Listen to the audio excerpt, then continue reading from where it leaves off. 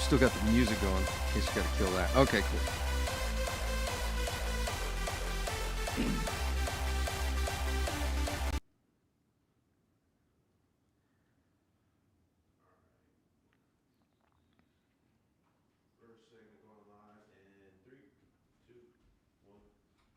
Welcome to the show, Jason Bible, Texas Real Estate Radio Network.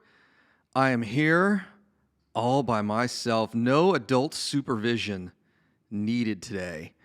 So today we're going to talk about 1 year has to be your first year. 1 year. You got to pick 1 year for it to be your first year. You got to pick a rookie season. And by picking your rookie season, that means you have to participate. I get a lot of folks in real estate, and I'm going to draw a couple of analogies here to some of the things that I'm doing right now that are outside of real estate. But you've got to pick a rookie season. So here's what I see. Real estate events are back.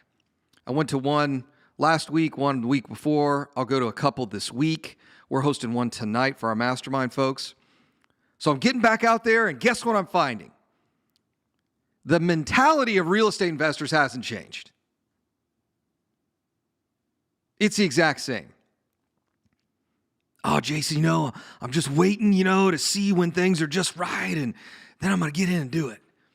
I'm going to all the classes, and I've been, Corona, I've been on a lot of webinars. All that screams to me is I'm wasting a lot of time. You don't make a decision until you do something. You go out and do it. Decision-making is a doing. Decision-making is not a sitting and reading another book, going to another seminar, wasting your time learning about real estate. I'll give you a great example of this in my life. I've been looking for a little off-road toy, a little four-wheel drive vehicle for a while now. I was looking at Broncos for a while, and I was looking at Land Cruisers. Do I get a new one? Do I get an older one? And then so I kind of started focusing in on, well, let me get an older Land Cruiser. They look like Jeeps. Most non-car people mistake them for Jeeps. And I can tell you right now, they're not. So they're completely different than a Jeep, which is one of the reasons why they're so brutally expensive. They're made in Japan, and for the most part, most of them are made in Japan. Some are actually made in Brazil. But in any case, they look like a little Jeep. And you're sitting there, and you get on these forums and all these different groups, and you go to events and all that, and you try to figure out, okay, well, what year should I get? What year in this model year should I get? And you start asking all the guys, well, this year does that, and this year does this, and this. And I was watching a video from a guy that owns a restoration company. Now, let me give you the price difference in what these things run. The cheapest you can get one of these old Land Cruisers for is let's say under 10,000 bucks, $4, $5, $6,000. It might have an engine and transmission in it, but it guaranteed to have a ton of rust. Like you'll be able to see through the vehicle have so much rust. That might cost you $8,000. Just to give you an idea how expensive they are. One that actually runs, that you can drive, and I use that term loosely because I have one that I can drive. We're calling it death trap right now because it is quite literally a death trap on the road. I drove it over to Javier's today, and they're going to work on it over the next couple of weeks. But mine, I got a stellar deal on for $15,000. If you want something that you can take out on the road, that you won't have to notify your life insurance carrier that you're taking an undue risk, will probably run you about $25,000. That's for a 50-year-old vehicle that is sorted out enough that you can drive on the road. Now, these things you cannot take on the freeway past 70 miles an hour because they've got a real high center of gravity, and they have a real short wheelbase. They are very dangerous on the freeway. 60 miles an hour, they're fine. 70, you're taking your life in your own hands. You might as well, take up free base skydiving or something. I mean, just like the craziest sport. What is that, wingsuits? A-Rock, you might as well take up wingsuits. Wingsuits are probably a lot less risky than a 50-year-old Land Cruiser on the freeway at 80 miles an hour. And if you guys don't know what wingsuits are, Google that up, wingsuit. It's crazy. No parachute, jump out of a plane. Well, I guess they do have a parachute at some point, and they just fly around like a flying squirrel. Wingsuits are less dangerous than these things are. In any case, I've spent years looking at, what year do I get?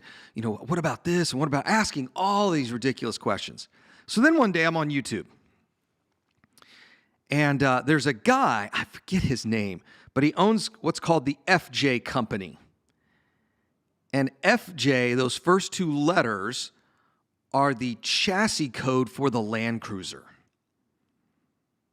So the one I own is the FJ40. It's one of the oldest ones that were ever brought to the United States. The newest Land Cruiser, which they are about to discontinue in the United States, is the 200 series. So I own a 40 series. And those start at about $100,000, just to give you an idea of how expensive they are. They're still built in Japan. Fantastic vehicles. They're just really expensive. And they don't look like anything cool. The joke we always have had is a Land Cruiser is what they call stealth wealth. You don't pull up to the VIP at the club and everyone gawks at your Land Cruiser. They just don't. They don't look that flashy, but they're very well built. So I'm on YouTube, and I run into what's called the FJ Company. And there's this real eccentric guy and his wife that started restoring these vehicles a couple decades ago. Now, they bring them up to modern standards. They put modern brakes on them, modern transmissions, modern engines. They paint them. They literally take them down to the bare metal and hand rebuild them. You can go to their website. If you look at any of their trucks, they'll show you the renovation process or restoration process for that vehicle. It's amazing. They strip it down to every bolt, every rivet. There is not one piece of sheet metal on that vehicle that is not completely redone. They start at $200,000. Now, when people hear, oh my gosh, $200,000 for a 50-year-old truck that's been modernized, and they forget when I tell them they are hand-built. But here's the fascinating lesson I learned from watching a video with him. He said, hey, look, if you're going to call me and say, hey, I want one of these $200,000 restored vehicles, we might not be the best fit for you because I'm going to ask you all kinds of questions about what you want. And the problem is, if you've never really owned one, you don't know what you want. It's like real estate. If you don't ever start, you don't really understand what you want. There's a famous book out there. The title of the book is Learning to Ride a Bike from a Seminar. Everybody laughs at that. How do you learn how to ride a bike from a seminar? Let me cut to the chase, the very last chapter. You can't. You cannot learn how to ride a bike from a seminar. You know, this is kind of like folks who are I'm going back and forth in one of my men's groups right now, and we're talking about relationships. And it's the same thing. It's like, man, maybe I should take a break. Maybe I should do you don't get any better at it by not doing it. There is nothing in life that you can get better at by not doing it. But that first year, you got to start. Jason, there's a crash coming. I can tell you right now, we are so far from that, it's not even funny. All I hear when someone says there's a real estate crash coming is fear. In fact, I got invited to a seminar this week, and I'm so tempted to show up just to make a ruckus because I think it's absolutely disgusting. It's praying for a real estate crash. First of all, it's not going to happen, but second, I think it's terrible. All right, we get back from the break. I'm going to talk about your first years. Jason Bible, Texas Real Estate Radio Network.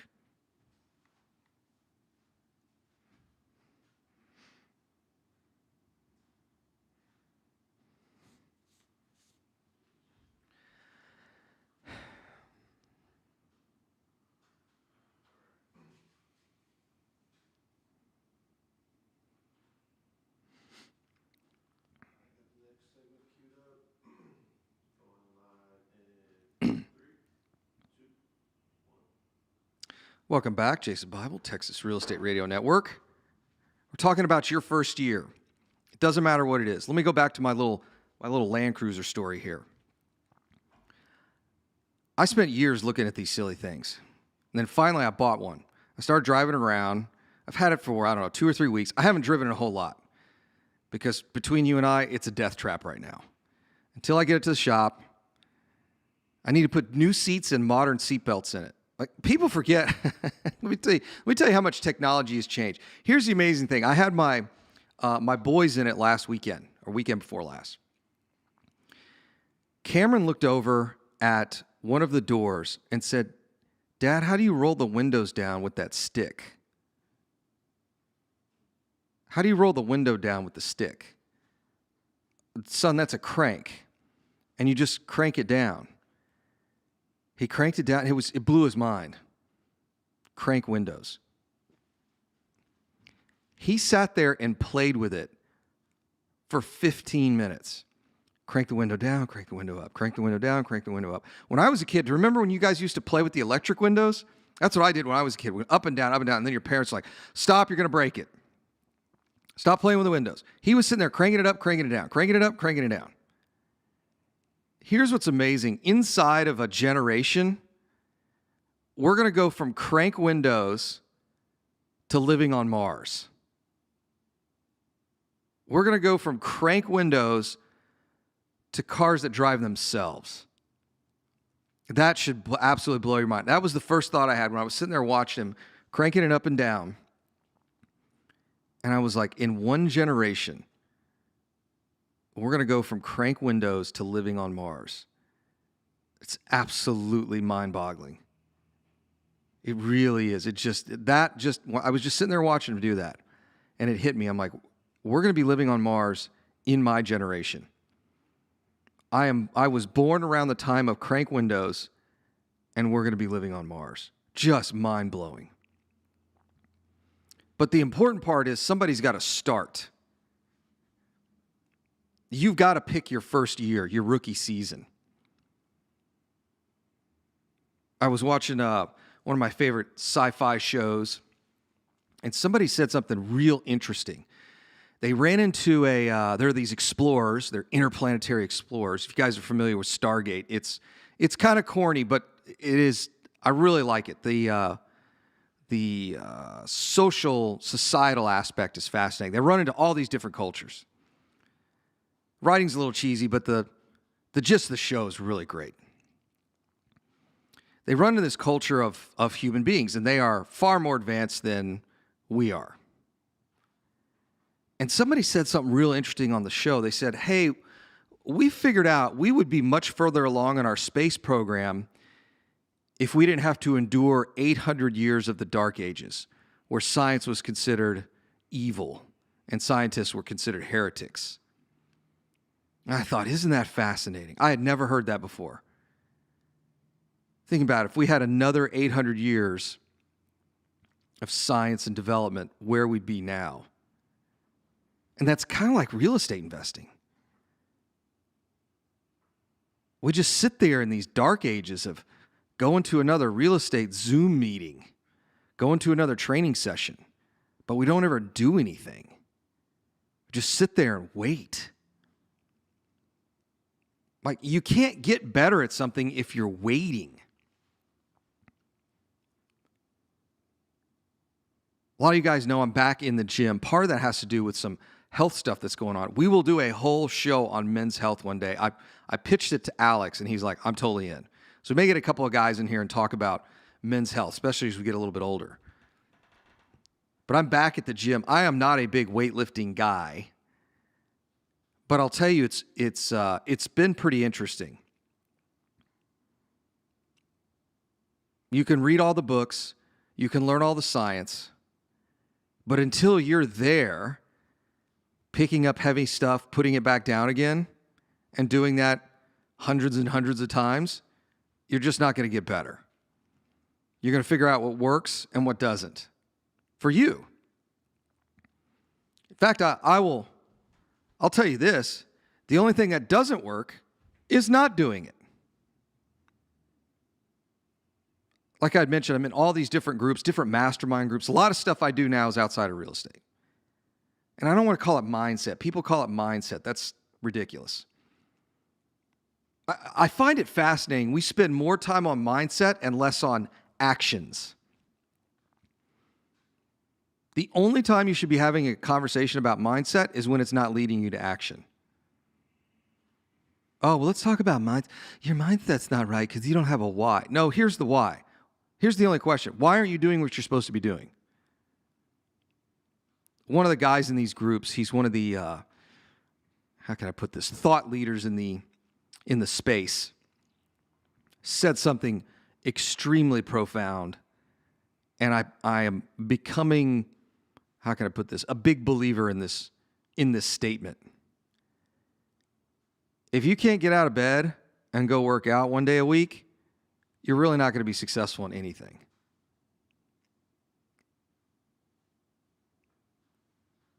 I always found that fascinating. It's kind of like if you go back to Jordan Peterson's 12 rules. Make your bed. You know what's so funny? I was very successful before I got into real estate. And I just decided one day after I heard that, I'm like, why don't I make my own bed? I mean, not like you get out of bed, you just kind of throw the sheets of the pillows on there and you leave. I mean, like, why don't I make my bed every day? It sounds stupid. It sounds incredibly stupid. I'm like, why don't you just make the bed every day? What's the big deal? Why can't you work out once a day? Why can't you work out twice a day? Now, what's fascinating is when this guy introduced this concept, he was a military guy, actually Navy. And he said, you have to fit 26 hours of activity into a 24-hour day. And he said, it's awful. The kind of stuff he was doing was pretty terrible. But he said, you always look forward to that hour you got to spend in the gym. Cleared up the mind. Gave you a lot of different perspectives on things. Actually doing it, not reading about it. Oh, Jason, but you understand, I got to get like my diet right. I got to get this right. I got that right. No, you just need to get your mind into action. Real estate investing is no different than any of those other endeavors. This is why, Robin, I tell you, if you don't have success in other parts of your life, I don't know how to make you successful in real estate. If you are unsuccessful in every aspect of your life, and most people are not like this, especially folks that listen to the radio shows like ours, you've been successful somewhere at your life in some period of time. whether it's sports or career or relationship, whatever it is, you've been successful in some other endeavor. And what you'll find is it was just the doing. What if I have, when people tell me this, let me bring this all the way back to real estate. Jason, there's no real estate deals out there. Rob and I looked at 6 apartments last week. There's an LOI going out for one today, and I believe another one this week. The problem is, if you're not doing anything, if you're not playing the game, you don't get a chance at bat. It's that simple. All right, we get back from the break. We're talking about your rookie seasons. Jason Bible, Texas Real Estate Radio Network.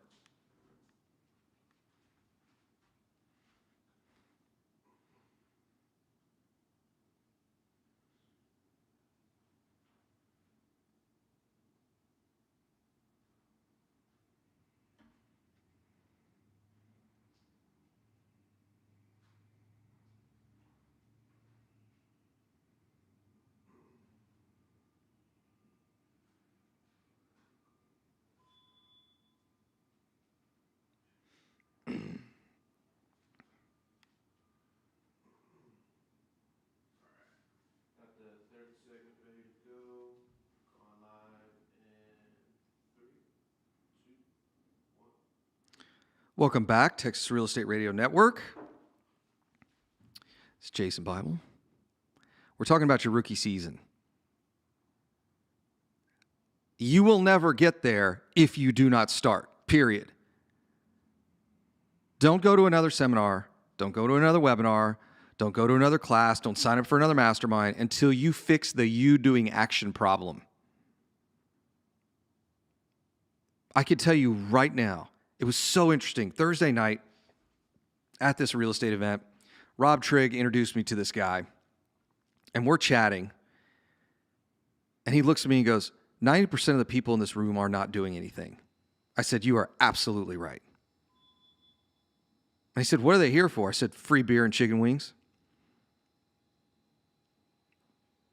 Here's the problem. 90% do nothing. Who is it? Chris Rock used to say 90% of success is just showing up. Boy, that's some truth. Just showing up. I was at the gym last night, Sunday. No, it wasn't even last night. I don't know, 3 o'clock in the afternoon, 4, something like that. Mid-afternoon. And of course, there's nobody there. This is the Lifetime Fitness there in Memorial.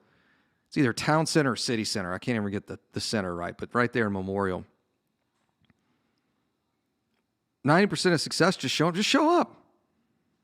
Showing up on Sundays. Nobody's there on Sunday. One of my favorite times when I was competing, when I was mountain bike racing for all those years, almost 10 years. My favorite time to train was in the most brutal part of winter. It's cold and raining. It's awful. It's absolutely awful. I didn't have fun out there, but here's what I knew. Nobody else was out there. Now, I'll tell you, when the weather got bad here, I went out for a ride. It was 45 degrees. I thought I was going to die. That's a little bit different when I was training in Germany when it was 25 degrees outside and just trucking on through it. But now I'm just not hardy enough. I'm too spoiled. I've lived in the South too long. The hardest part is just starting.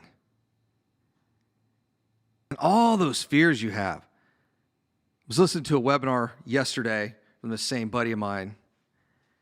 And he said, write down the worst thing that could happen. Because that's the problem. The mind goes to, oh my God, what is the worst thing that could happen? He said, you know what? Write it down.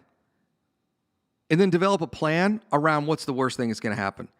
99.9% of the time, that never happens. The whole point of the exercise is to say, oh my God, what's the worst thing that can happen? Shh, write it all down. And then when you write it all down, you go, okay, well, that's not going to be fun, but at least we got a plan to get around it. Now, before everybody started hating Donald Trump, one of my favorite things he used to say is, look, if you can manage the downside, then you're only ever going to break even or make money. And that's completely true. That's actually what they call a risk-based approach. If I can just not lose money, if I can just not lose time, then at least I break even. It's called managing the downside, a risk-based approach. You can do this in every aspect of your life. I drove Death Trap to the shop today. If I just don't get killed on this thing on the way to the shop, it's probably going to be a great vehicle. Funny thing is I think the alternator is out. So I'm backing it out of the driveway and it just dies. I think I let the clutch up too fast. It's got this little 3-speed transmission. It's kind of goofy. Anyway, just dies, won't start. And I'm like, oh, is the battery dead? So I fire it up. I grab my truck, jump start it with my truck, fires right back up. I'm like, well, it looks like it needs an alternator. The battery's relatively new. If you just manage the downside, the rest is all gravy. Because that's really what the fear is. All right, what happens if there's a real estate crash? Okay, well, let's go back and look. How bad were the worst real estate crashes? You know, the median home price in Houston went up in the last real estate crash? Most people don't know that because all they're doing is selling you a course on fear or greed. Here's your fear. Don't invest in real estate because there's going to be a crash. Here's a greed. We're praying for a real estate crash because we're going to make a lot of money from families being destroyed. When you hear real estate crash, families are being destroyed. That's exactly what's happened there. There's some awful stuff that happens when people go through foreclosure. It is one of the worst things to go through as a family. So we're playing this fear or greed game. Sign up for my class, otherwise you're going to miss the greatest real estate crash ever. Sign up for my class because real estate's going to crash and you better not invest. You better invest in something else. Robert Kiyosaki is hustling gold and cryptocurrency right now.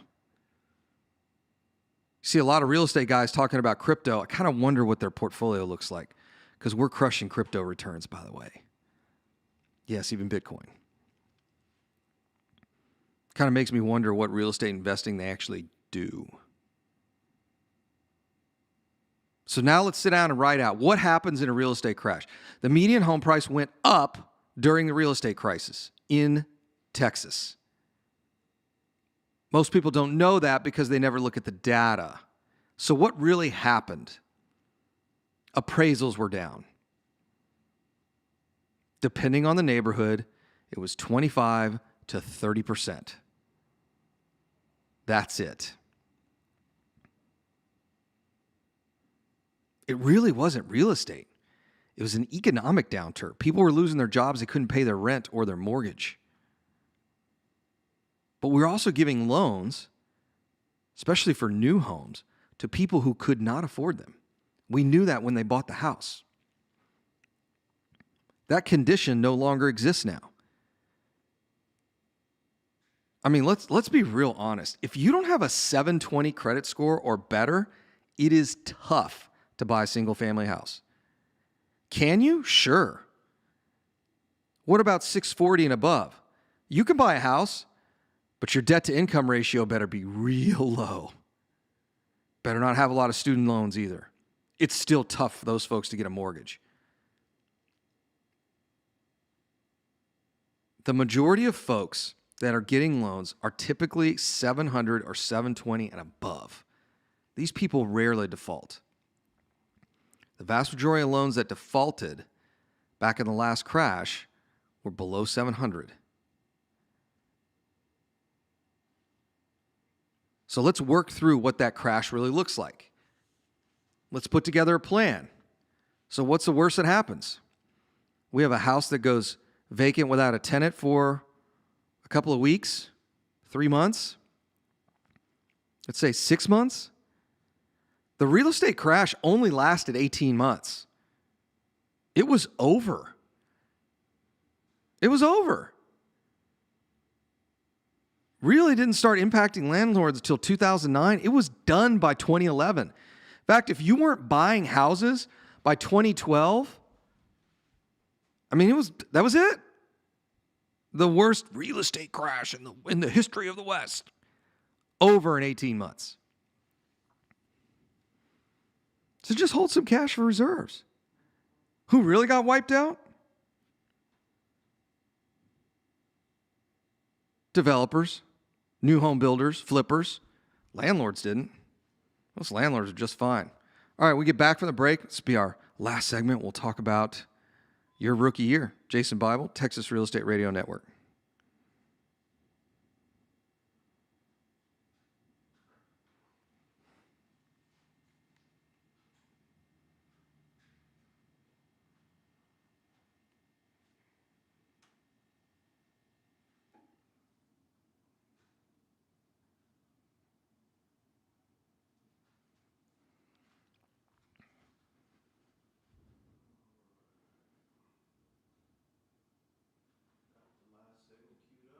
Okay.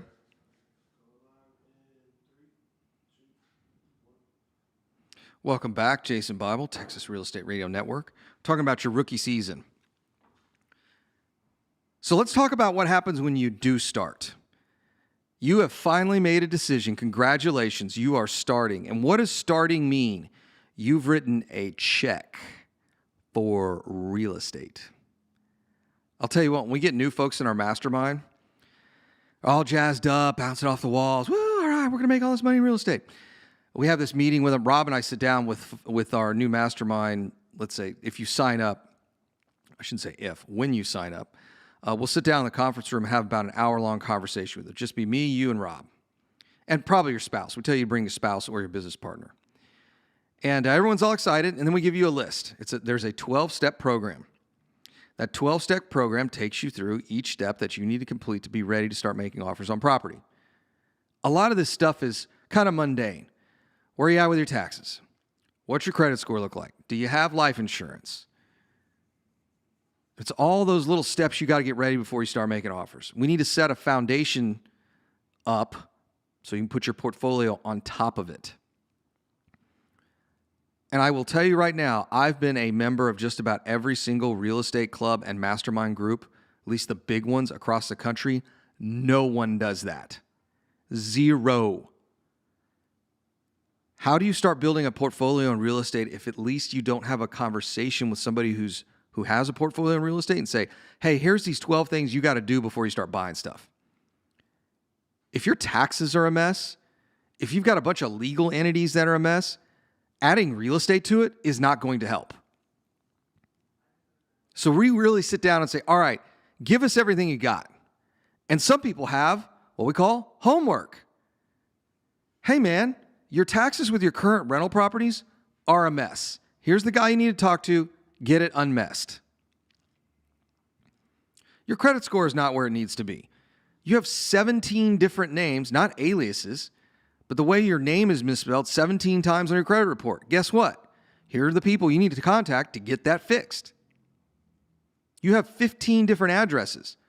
Somehow on mine, I just noticed it last week, my college address is on there. I graduated in 2001. Those all need to be removed. So we've got all these steps that you've got to take before you start making offers. And then you got to periodically check on those things. And stuff pops back up on your credit report. You're like, wait a minute, where did that come from?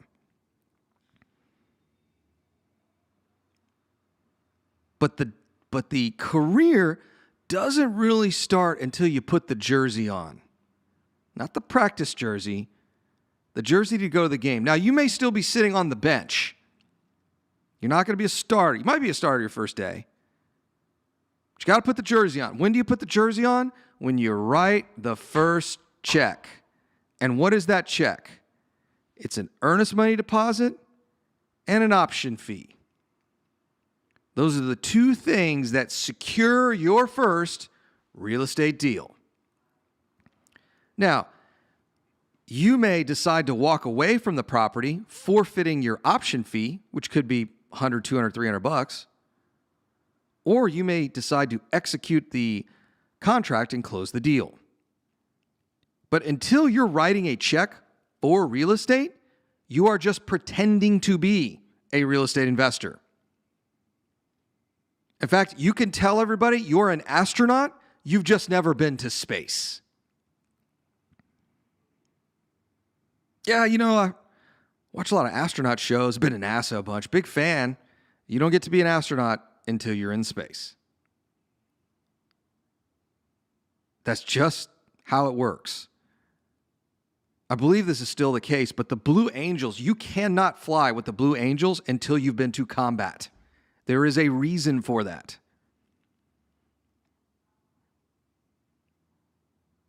You are pre-rookie season until you are in the game. That's why I have a really hard time taking advice from people or even having a conversation with somebody about the marketplace and what's this going on. What do you do? I'm like, when was the last time you played a game, dude? Oh, you haven't even started your rookie season yet? Why are we even talking about this? Talk to somebody who's a professional athlete. Hey, man, what was it like when you went from the amateurs to the pros? It's a whole different game. It's a whole different game. I competed on the bike for nearly 10 years. I wouldn't even know what questions to ask somebody who rides on the pro tour. Like, I never got within spitting distance of it. So this whole idea, like, I'm going to go to another real estate seminar, no, you need to start.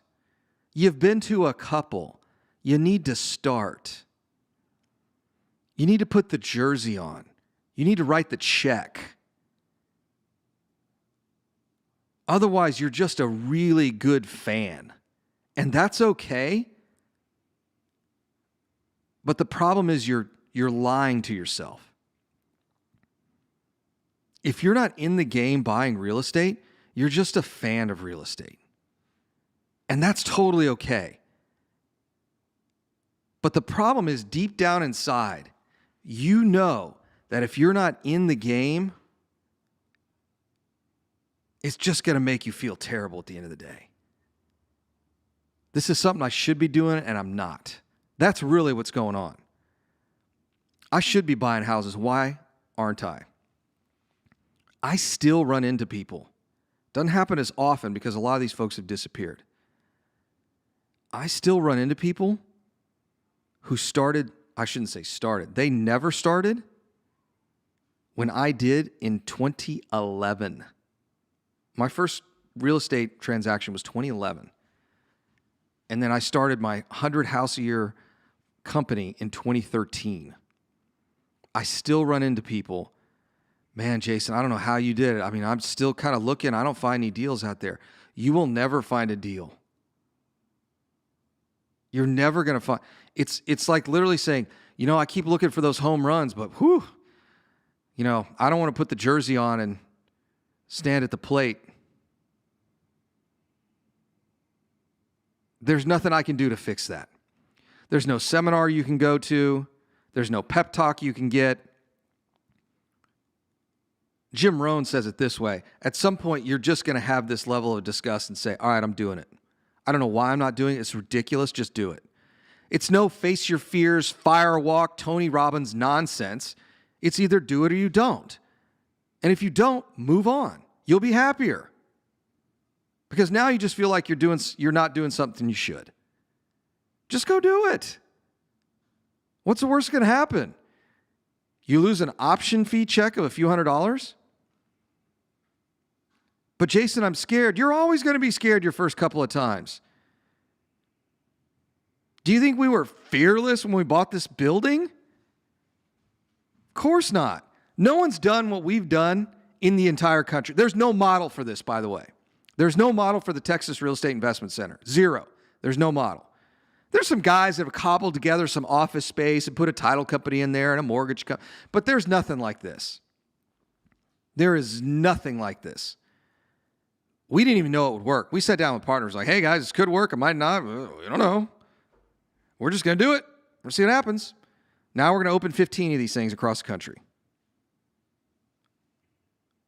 But if we allowed fear to run our lives, I shouldn't even call it fear, inaction, we would have never done it.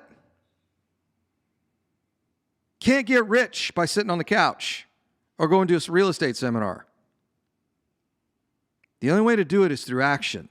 You have to pick your rookie season. And it should be 2021. Thanks for listening. See you guys tomorrow.